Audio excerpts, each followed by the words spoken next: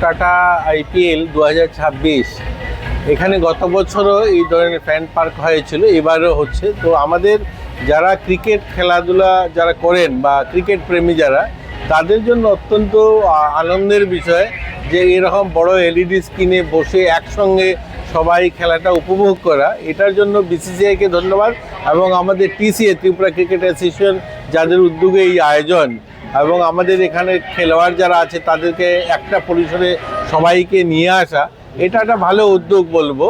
এবং আপনারা জানেন ক্রিকেট তো একটা পপুলার গেম, আমাদের রাজ্যেও কিন্তু আজকের দিনে ভালো খেলোয়াড় আছে এবং ভালো টুর্নামেন্ট হচ্ছে। তো ধন্যবাদ ওনাদেরকে, এত সুন্দর আয়োজন। তো আমাকেও ওনারা বললেন, আমিও আছি ওদের সঙ্গে, এনজয় করছি আজকের খেলাটাকে।